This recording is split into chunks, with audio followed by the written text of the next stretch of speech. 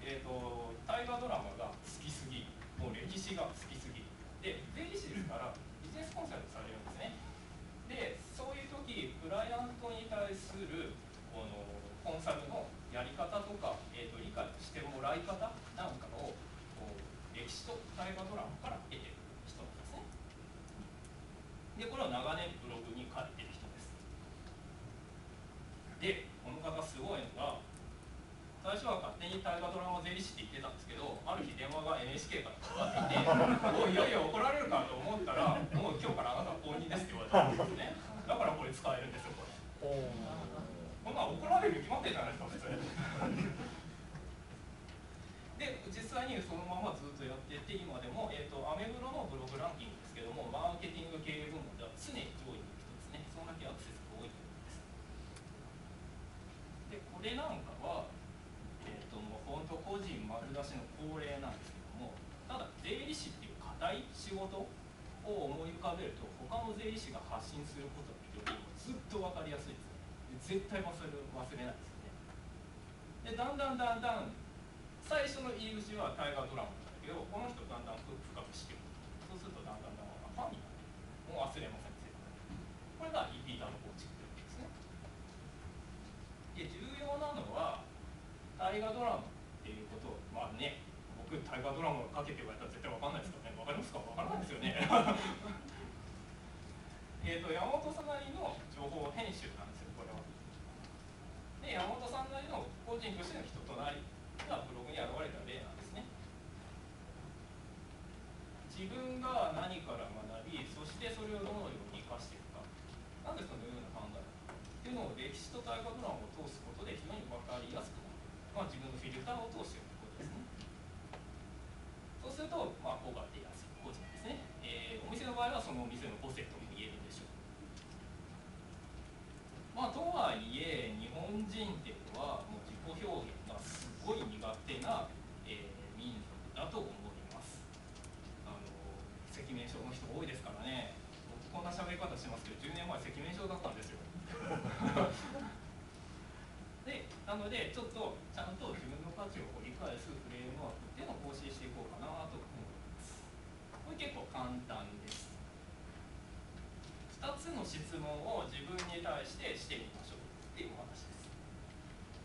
まず1つ目、皆さん読み手の立場になって、今なぜあなたからその情報をもらわなきゃいけないのかという理由を考えてください。重要なのは今なぜあなたからを3つ同時に成立させられるかどうかですね。ちょっとブログとは離れるんですけど、ショールーミングっていう言葉を聞いたことある方がいらっしゃいますか？ご存知なんですかね。今年の前半で、ちょっと話題になったんですけども、例えば僕は掃除機が欲しいとします。でヤマダ電機に行きます。ヤマダ電機って言っていいのかな、ヤマダ電機に行きます。でこの掃除機いいなで、やっぱこれにしようって思った時におもむろにスマホを開くわけですね。Amazon を開くわけです。で Amazon でその掃除機を買うっていう行動なんですね。これがショールーム。Amazon の方が安いですからね。調べた結果、僕専門の範囲ですから調べたら、Amazon の物流コストは日本で2番目に安いですから、そんだけ物が安いということです。でこのショールーミングっていうのは、今なぜあなたからっていう3つの理由がないから Amazon で買っちゃえって話になるわけですよ。別にヤマダ電機、ヤマダ電機じゃなくていいですからね、これ。でブログを見てもらう上でも全く同じことが言えるんですね。別に今必要じゃない情報だったりとか、もう自分と関係ない情報だったりとか、他の人から聞いてもいい、どうでもいい情報、どうでもいいって言ったらあれですけど、だったら他のブログでも全然いいわけですよ。これね、僕昔反省したんですよ、これ。勉強会にいろいろ出てきます。でメモのようなその勉強会に行ったっていうブログ書いてたんです。そしたらみんな同じこと書くわけですね。別に僕のブログじゃなくていいんですよ、来てるということで。僕がその勉強会に行って何を思ってどのように生かすかということを考えないと、その僕のブログじゃないんですね。これちゃんと専門家に聞きました。勉強会に行ってメモみたいなブログを残したらもしかして版権を侵害してるんじゃないかっていう話を聞いたんですけど、その通りでした。著作権法違反です。場合によってはですけど、やっぱり自分のフィルターを通してれば OK だそうです。ちゃんと編集しなきゃいけない。こういった3つの視点、今なぜあなたか。これが1つ目の質問で、もう1つの質問、それを記事にしようと思った経緯はっていうことですね。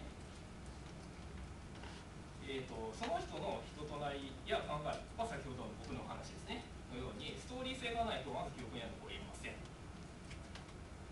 もっと言うとですね、その人の語る言葉っていうのは、その人の思いっていうのがプロットされてなければ、反映されてなければ、どんなにきれいな文章を書いていたとしても情報ではなくただのデータの羅列に過ぎないです。そんな状態だと、車のカタログのようなものでそのうち忘れられる。忘れられては元も子もない。ちょっとでも記憶に残るような思いやストーリーというのが必要になっているということですね。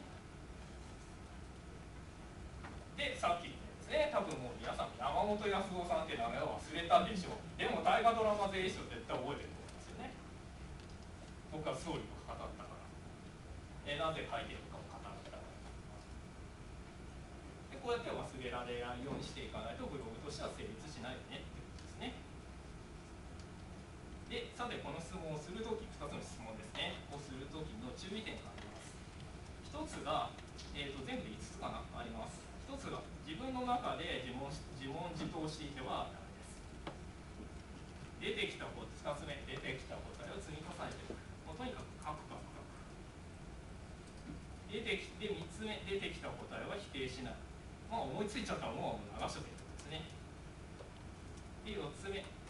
価値を作り出すのではなく、新しく何かを価値を作るんじゃなくて見出すってことに目的を置けくださ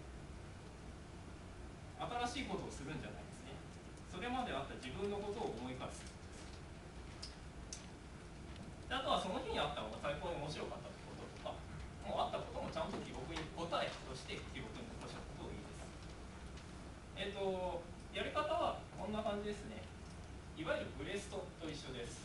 もう付箋にバスンバスン貼ってってください。思いついたら。例えばこっち側が1個目の質問で、こっち側が2個目の質問みたいな感じですね。で、どんどん蓄積していく。僕のクライアントの場合は、例えばこれがお店だったとすると、すいません、そこの壁だけくださいって言って壁に貼ってもらってます。好きな時に好きなだけ貼って。さっき2つの、質問に対する回答をどんどん上がってるんですね。で、ブログの記事にするときはここからピックアップをしてちょっと記事にしていく。で、こういったことを蓄積していくと、分かりやすく伝わりやすく忘れられないブログの記事になっていくんですけど、これ結構自分の生活に当てはめると分かりやすいんですよね。例えば僕はスマホを買おうとしてます。NTT の、じゃあどれがいいって3人に聞くとすると、 NTT ドコモの社員か価格コムの口コミか、あとはスマホの話が止まらないやつっているじゃないですか。そういうやつに聞くかってどの人の話を参考にしますかって考えると大抵3でしょ。1番に至ってはもう問題かですね、ドコモの話しかしないですからね。この人は人となりとかを知ってるし、本当にスマホのことを好きだって知ってるから聞けるわけですよ。だってそうでしょっていうのは、この話を聞くのはどう考えてもこいつらでしょっていう人になれるかどうかっていうのを一番最初に考えないとブログってやってる意味がないんですよ。ここまでが1つ目のフレームワークでした。早口すいませんね。もう20分ぐらい過ぎましたね。で、ここまでは自分のことを紐解く話でした。次は相手のことを話しましょう。要するに読み手ですね。いわゆるターゲットの話なんかは、いわゆる UX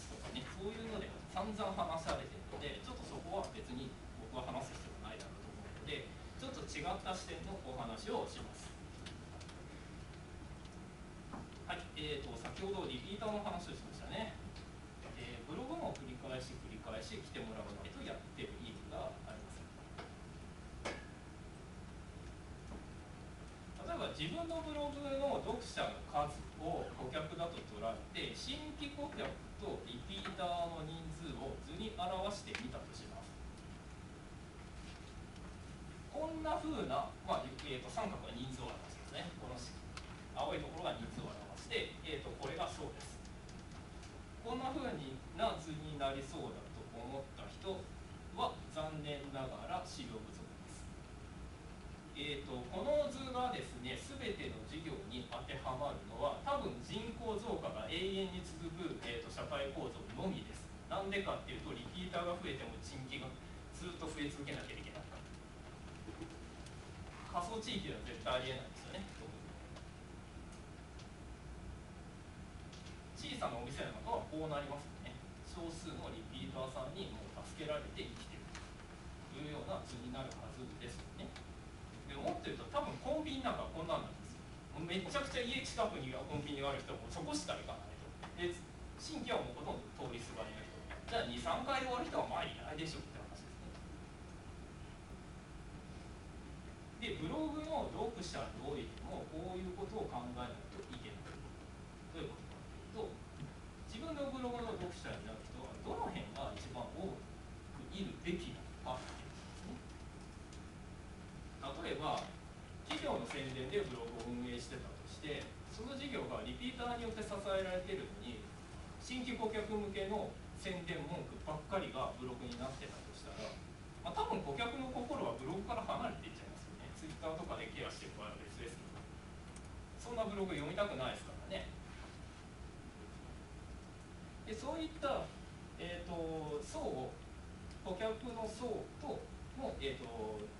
書いてある記事の、数の不整合を防ぐフレームワークを2つ目紹介します。さっき読み手の層をこんな風に表現したんですけども、多分こういう上下のヒエラルキーで考えるのは無理だと思いますので、こんな風に表現します。ちょっと細かい話は後でします。もう平面的に見るとですね、全体を地図として捉える。これはですね、小坂雄二さん、僕の師匠にあたる人なんですけども、の著書、価値創造の思考法にあるマップを、僕なりの解釈で書き換えているものです。ちょっとこのセッションをご覧の方だけダウンロードできるようにしておきました。tinyurl.com/ワードフェスで、ダウンロードできます。よくワードフェスなんか取れたなと思いますけどね。9月末まで置いておきます。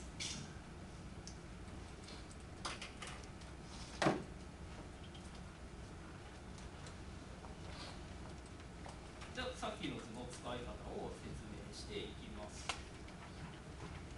はい、ここに見込み顧客がいます。見込み顧客はもう大体分かりますよ。一番客になりそうな人。で、待機顧客っていうのは、例えば名刺交換をしたけども、知ってもらった、後で何も行動されてない人ですね。で、2回目まで買ってくれた人は、新規顧客に入れとくべきかなって感じですね。で、休眠客とか流出客っていうのは、1回こう買うなりなんなりしてくれた人が、出てっちゃった人たち。で、この辺がリピーターになってるんですけども、反復購買リピーターっていうのは単純に繰り返し買ってくれる人です。そこには何の感情もありません。必要だから買いに近い感じですね。で、ここにいる中途半端に離れたっていう人は応援顧客と言います。この人は、なんか知らんけど、応援はしてくれるんだけど、なんでか知らんけど買ってくれないって人いますよね。レストランなんかでないですかね。なんかちょっと遠くのレストランに行ってすっげえ良かったから人に勧めまくってるけど、本人は年に1回しか行かないみたいな。で、この辺が、絆構築済みリピーターですね。ほこの人たちは反復勾配リピーターっていう人たちは何の感情も持ってないですけど、こちらの方々は感情を持った上で、来てくれる繰り返しの顧客さんです。なんかおばちゃんに会いに行きたいとかあるじゃないですか、そういう感じですね。でこれが両方にもまたがるとエヴァンジェリストって言います。応援してかつ感情を持っている人をエヴァンジェリストって言います。伝道師ですね。ワードプレスの世界にはめちゃくちゃいっぱいいますよね、エヴァンジェリスト。そういう人たちですね。だいぶ細かいです。でここで考えることは、自分のブログにとってはどの層の読み手が一番多く存在すべきかっていうのを考えなきゃいけないわけなんですよ。で読み手っていうのはこういう世界を縦横無尽に歩いていくわけですね。これが一つの地図だとすると勝手にあちこち歩いていくわけです。で例えばだけど、本来だったら僕の、ブログのお客さんは反復購買リピーターだとすると、多分ここにいる皆さんのうち、8割方は多分この辺にいる人たちですよね。一番多くいるべき、僕は一番多くいてほしいのはここなんだけど、ほとんどの人はここにいるとするじゃないですか。でこのマップを使ってその層に入っていない人たちをたくさんいてほしいなって思うところに導くにはどうしたらいいんですかっていうのをこの図の上で考えます。こんな感じですね。見込み顧客を反復購買リピーターにするにはっていうふうにまず矢印を書きます。でそこにどんな記事を書くと誘導できるかなっていうことをいっぱい書いていくわけですね。そうすると矢印がどんどん集中していくわけですね、ここに。そうするとこの図の中でどんな記事を書いたらいいかっていうのがどんどん蓄積していくのでブログが書きやすくなるわけですね。もう一人僕の師匠を紹介します。藤村正宏さんっていう方です。岐阜にあるアクアトト岐阜っていう水族館がありますよね。あれを設計してマーケティングをされた方です。設計士かつのマーケッターですね。この方もうむちゃくちゃです。もうね、自分がやった仕事を惜しみなく書きっぱなしなんですよ。もうパクれパクれ、本の一章目にどうぞパクってくださいって書いてるんですね、この人。写真を掲載しながら分かりやすい実例をどんどん書いて、普通なら隠すであろう話なんですけども、コンサルタントなんでね、実際の中身は個別なんですよ、案件としては。で実例を公開したところで結局他のクライアントには別のことをしなきゃいけないから、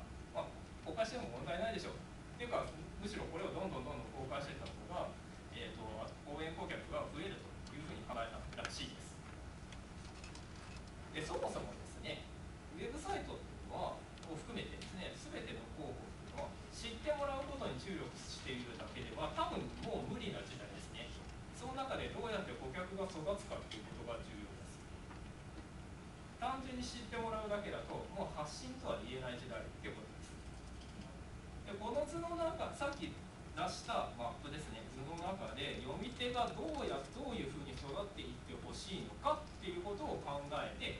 さっきの矢印を考えます。でこういうのを可視化していくと、要するに付箋を貼ってみていくと、何をしたら成功だったのかなとか、こんだけやったけど反応薄だったとかっていうのもすごく分かりやすくなってますよね。反応薄だったものを外していけばいいわけですから。で藤村さんの先ほどの例で言えば、ほとんどブログにまず到達してくれる人は見込み顧客だろうと考えられるんですけども、それを新規顧客にするにはもう、ダダ漏れの記事を書きましょうということを考えたわけです。別にこの人はこの図を使ったわけじゃないですけど、無意識にやってたんですね。で多分ここからここに行くのも同じことをやってたと思います。普通だったらああいったコンサルタント事業っていうのは名刺を交換して一旦待機顧客になるはずですよね。ああそういやあんな人いたねっていうタイミングで、電話をもらう仕事なんですけども、いきなりもう新規顧客に行ったりとか応援顧客に行くような図を頭の中で書いて、でそれをブログにしていくっていう人なんですね。もちろん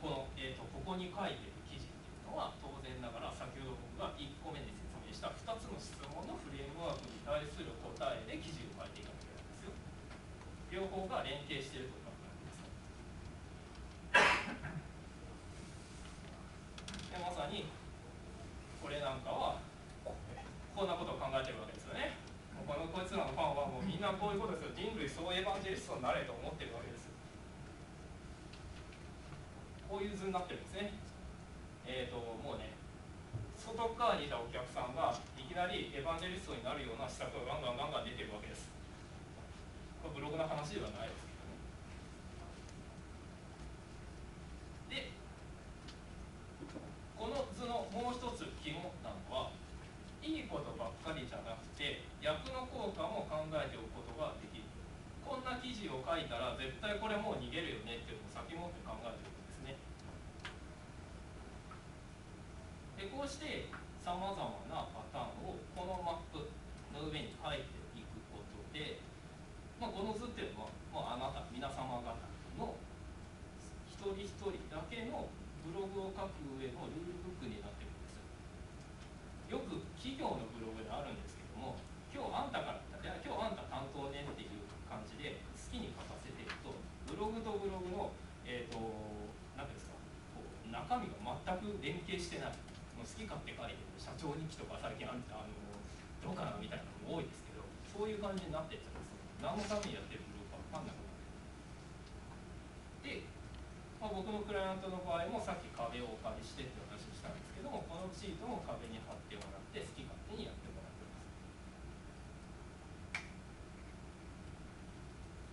ですごく早口でざっくりしたお話をしてきたんですけども、今ここまでで2つの大きなフレームワークで何を書くのかっていうことを手がかりにしましょうっていう話をしました。でもともとね、ウェブブログっていうのは記事と記事が時系列になって連なっているところがウェブブログなんですよ。じゃなかったら単なる CMS ですからね。もともとウェブ足すブログでウェブブログ、これが、省略されてブログになりました。自分とは何なのか、誰にどうなってほしいのかということが明らかになっていけば、一つ一つの記事っていうのが連携して線になっていきます。でこの線が作れない人が多いんですね。で線はどんどん重なっていけば面になりますし、面が重なっていけば立体になると、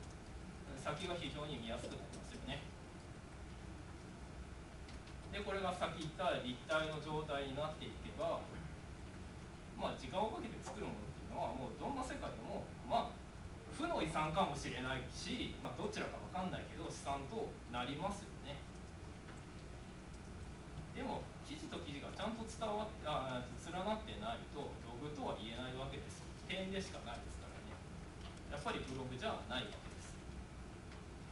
だからこの2つのフレームワークを使ってしっかりブログを形成することを目標にしましょう。そうすることで皆さんのブログっていうのが資産になることでしょうっていうお話を伝えたかったわけですね、今日。というわけで、2回目のご清聴ありがとうございました。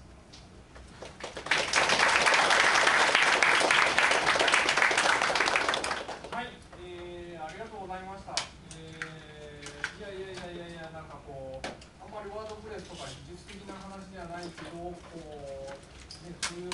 マニアックな人じゃなくても、いろいろすごく勉強になる面白い内容なんだなと、僕も思っています。はい。ということでですね、結構、まだ10分ぐらいお時間が、ありますので、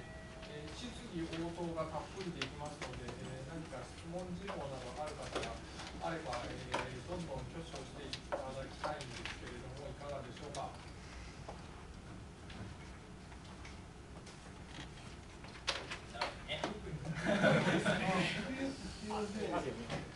はい、ちょっとブログの周りの話なんですけど、アフェリなんで、なんか、僕がありますよね。